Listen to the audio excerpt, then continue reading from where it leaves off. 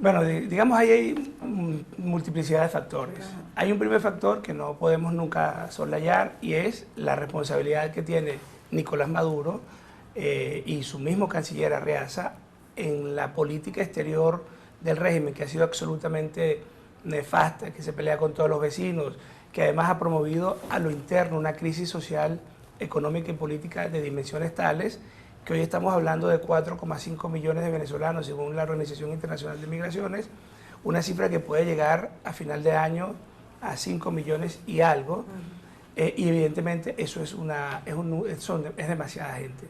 Para que tengamos una idea en términos relativos, en la guerra de Siria, con una población de 25 millones de habitantes, ellos tuvieron una diáspora en aproximadamente más de 6 años de guerra, 7 años de guerra, quizás un poco más, de 6,2 o 6,3 millones de migrantes.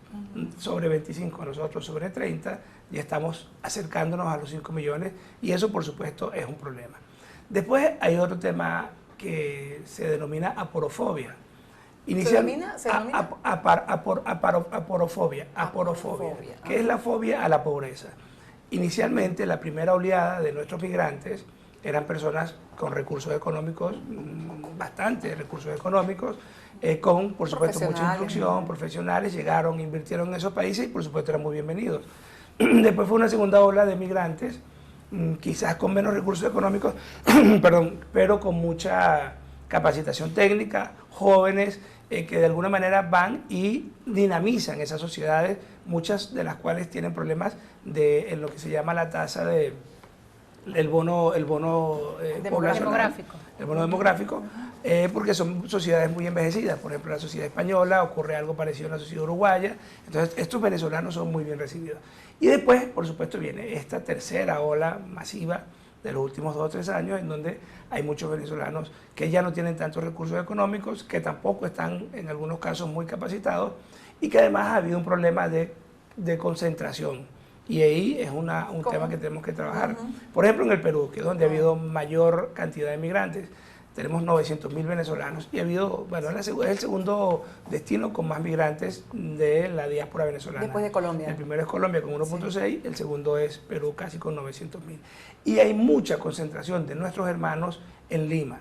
Entonces, claro, si hablas de casi 600.000 venezolanos en Lima, el impacto sobre el empleo, el impacto sobre los servicios, el impacto en general es grande.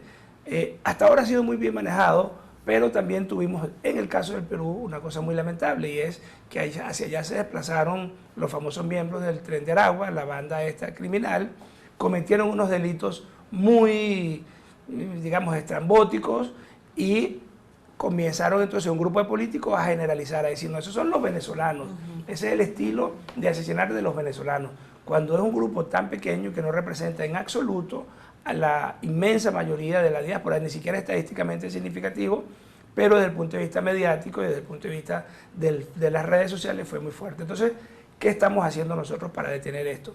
Bueno, lo primero es que en la medida en que continúa esta crisis política terrible, en que la usurpación continúe, en que Maduro continúe aferrándose de manera irracional al poder mientras el país se destruye, pero él se mantiene como pegado a Miraflores y no le importa que todo lo demás se desvanezca, porque en el Zulia, por ejemplo, lo que ocurre es terrible, el Estado es como una especie de Estado fantasma y en general en muchos lugares del interior del país. Entonces, lo primero es que nosotros tenemos que resolver esta crisis política y lo segundo, el próximo martes en la Asamblea Nacional vamos a presentar un proyecto de acuerdo.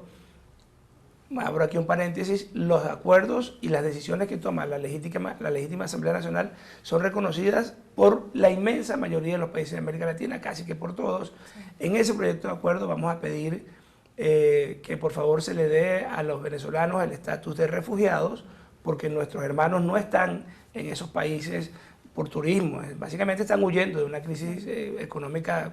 Hablábamos hace rato de la hiperinflación, del costo de la vida, de un cartón de huevo que no sé, está costando casi 80.000, 90.000 bolívares, un paquete de harina pan, 30.000 bolívares. O sea, esto es algo terrible que la gente, por supuesto, no soporta porque continuamos con un salario que no llega a $5. Entonces, bueno, vamos a aprobar este acuerdo, lo vamos a llevar al Grupo de Lima, lo vamos a llevar a la OEA para que tengan en esos países instrumentos legales. Eso para el tema del visado, el tema de los permisos del trabajo y el tema de la permanencia. Claro, acá ocurren incentivos, lo que llaman los economistas incentivos perversos. Nosotros no queremos que la gente se siga yendo, nosotros tenemos que quedarnos acá a luchar por el país, porque parte de la estrategia del régimen es todo aquel que se me oponga, que se vaya. Y evidentemente eso no es, digamos, no es lo óptimo, pero tampoco podemos dejar solos a la gente que se ha ido. Entonces, en ese equilibrio, por supuesto, atender mucho el tema interno, mucha movilización y ayudar a los venezolanos que están afuera a que vivan una vida mucho más digna. Y tenemos otro tercer tema, que es una campaña a través de ACNUR, de OIM, de ONGs, con los gobiernos aliados, para eliminar este tema de la xenofobia, digamos, o sea, que no haya incentivos para que los políticos en esos países se agarren de una campaña de ese tipo para que no se le dé un uso político Sí, a la situación exacto. de los venezolanos. ¿Y eso cómo lo pueden promover? Vamos, porque, a ver, ¿cómo pueden ustedes influir de tal manera para hacer que un político, por ejemplo, una señora, una congresista en Perú, diga que todos los venezolanos no sirven y que tienen que devolverse a su patria? Regresamos y seguro planteamos este tema y lo que quieres preguntar Jessica, que estuvo a punto, y bueno, tenemos que hacer la pausa ahora. Vamos a la pausa, seguimos conversando con el diputado Carlos Valero, miembro de la Comisión de Política Exterior de la Asamblea Nacional. Volvemos.